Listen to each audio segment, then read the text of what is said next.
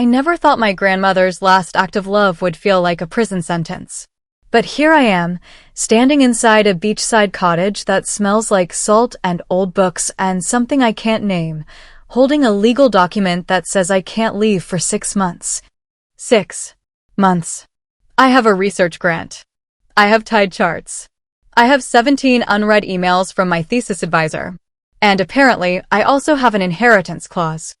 Hi, I'm Avery Chen. I'm 28. I study marine biology, and I firmly believe that the ocean runs on data, not destiny. I don't do fate. I don't do signs from the universe. I definitely don't do mysterious beachside cottages that my grandmother left me like a plot point in a book I never agreed to read. Gran was many things: brilliant, chaotic, the kind of woman who kept seashells in her coat pockets and quotes from dead poets on her fridge. She was also, apparently, the kind of woman who hides a $2 million property clause in her will just to make sure I actually show up somewhere for once. Thanks, Gran. Really. The will was very clear. 6 months of residency at the Pelican Point cottage before I could sell. Miss a single week, forfeit everything. My lawyer read it with the energy of someone who found this extremely funny, but was professionally obligated not to laugh. I did not find it funny. I found it logistically catastrophic.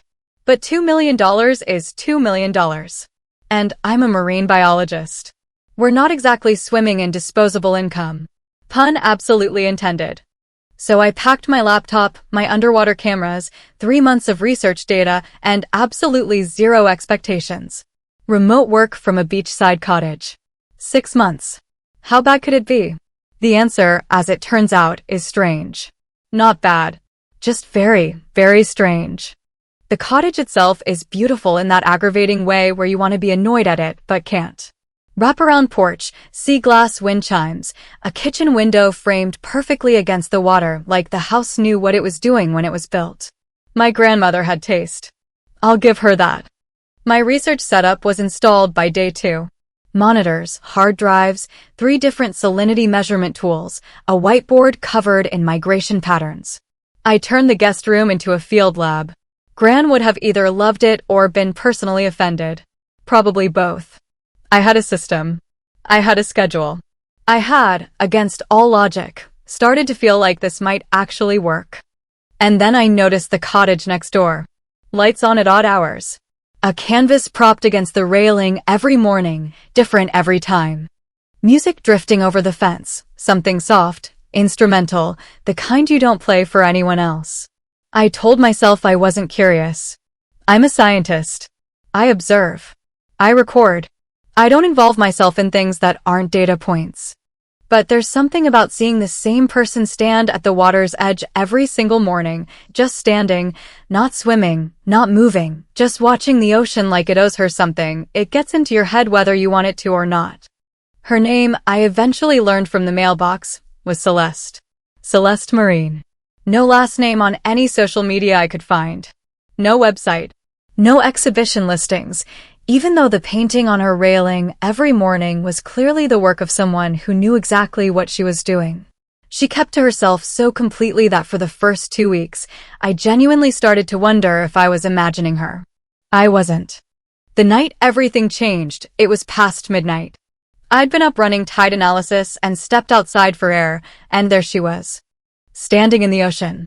Not swimming. Not wading. Just standing, knee-deep in the dark water, face turned up toward absolutely nothing, like she was waiting for something the sky had promised her.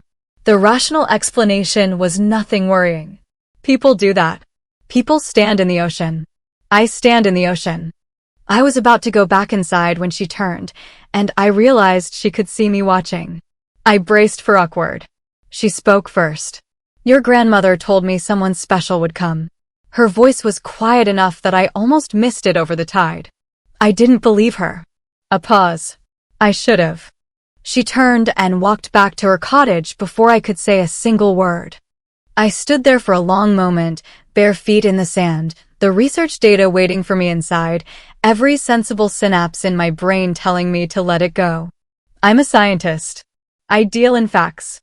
I do not chase cryptic midnight declarations from painters who knew my dead grandmother and have feelings about the ocean. Except now I need to know what she meant. And that, for someone like me, is the most dangerous thing in the world. Before I tell you what happened when I finally knocked on her door, and trust me, what she showed me changed the way I thought about everything, do me a favor. Hit that like and subscribe, because this is one of those stories that sounds like coincidence right up until it doesn't. I waited 3 days before I knocked. Not because I was scared. I want to be very clear about that. I am a woman who has done field research in the middle of a Category 2 storm. I once reached into a tide pool barehanded to free a trapped sea urchin. Fear is not the thing I was feeling. I was being methodical. Strategic. I was giving myself time to formulate a rational reason for showing up at a stranger's door and saying, "Hey, you said something deeply unsettling to me at midnight, and I haven't slept properly since, so could you maybe explain that?" I knocked on day 3. She opened the door like she'd been expecting me, which somehow made it worse. Her cottage was the opposite of mine. Mine was all equipment and whiteboards and controlled chaos. Hers was color. Canvases everywhere, some finished, some halfway there, some just a wash of something that looked like feeling rather than image. Paint on the doorframe. Paint on her sleeve. A coffee mug sitting on top of an art book she'd clearly been using as a coaster for months. She looked at me the way people look at a problem they've already solved. "You lasted longer than I expected," she said. "Come in." I had prepared a speech. A very reasonable, professionally worded speech about respecting her privacy while also needing clarification about a comment that had technically been made to me without my consent at an unreasonable hour. I said none of it. I walked in and looked at the painting on her easel. It was the ocean at night. And standing at the edge of it, small and slightly blurred, was a figure. Watching. "Is that?" I started. "It was already half finished," she said, which wasn't an answer at all. I should have pushed.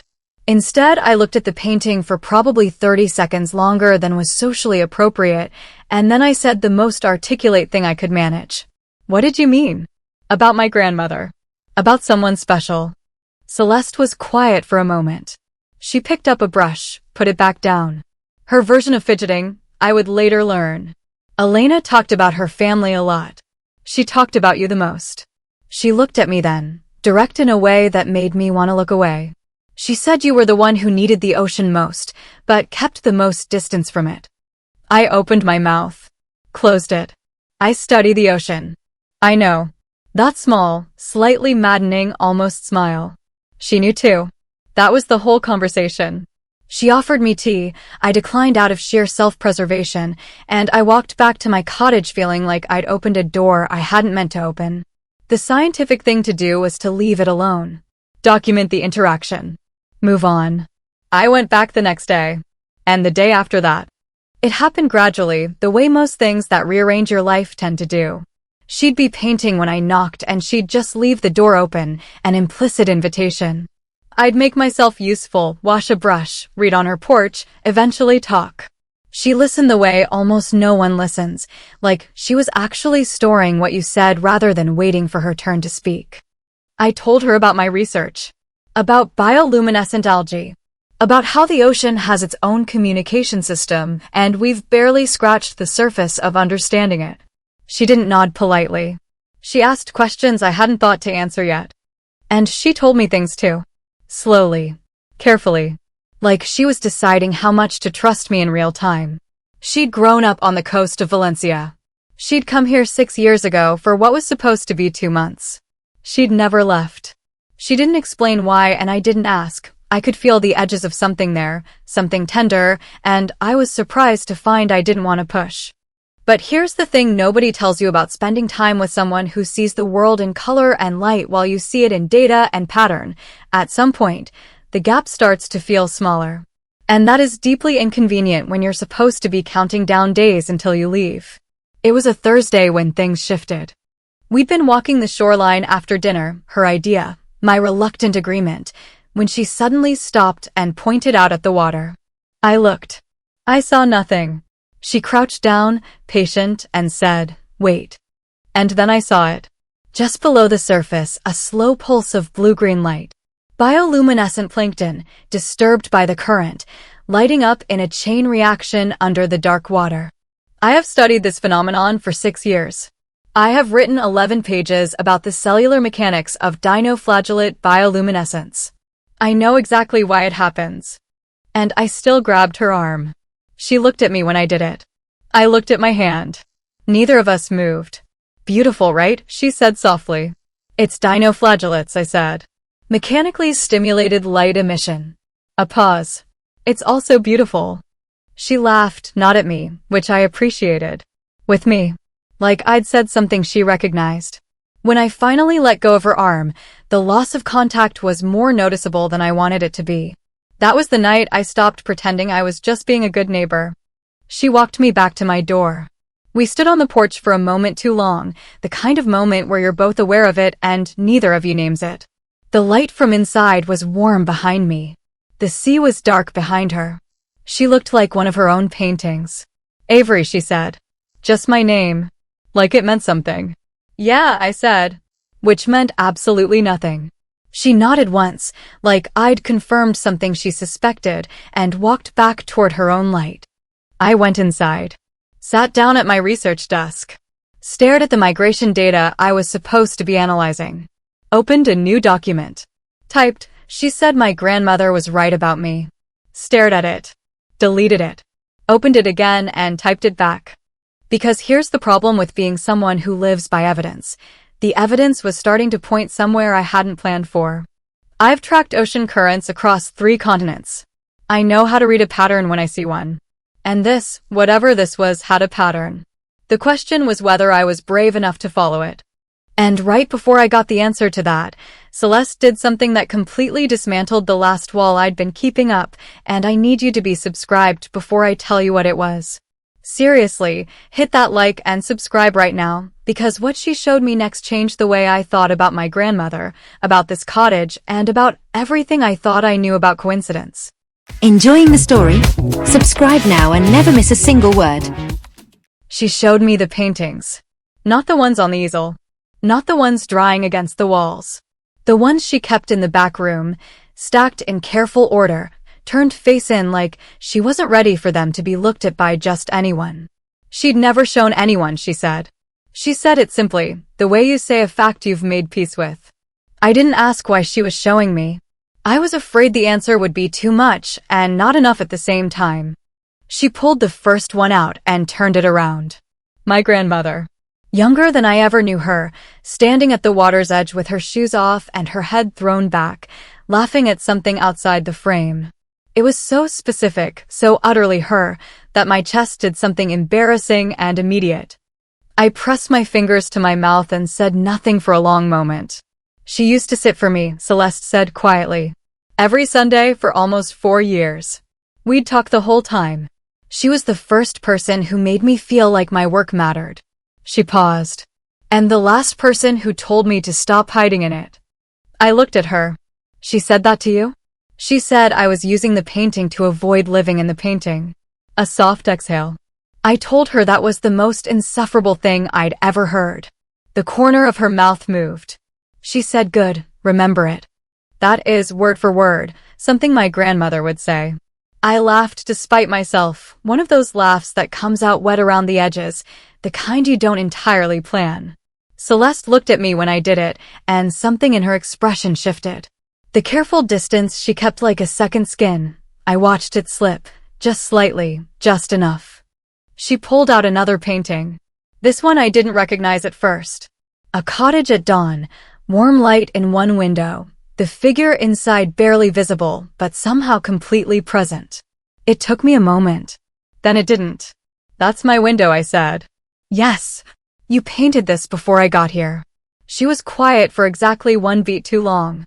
Elena told me the window would be lit early. She said whoever came would be someone who worked before the world woke up. A pause. She was right. I stood there in the back room of a painter's cottage, surrounded by evidence of a plan I hadn't been consulted on, feeling the very specific emotion of having your skepticism gently, thoroughly dismantled by a dead woman and her Sunday painter. It should have felt like manipulation. It didn't. It felt like being held by something larger than a coincidence, and I didn't have a scientific term for that, and for once in my life I didn't go looking for one. She knew, didn't she, I said. Not quite a question. She hoped, Celeste said, which was more honest and somehow better.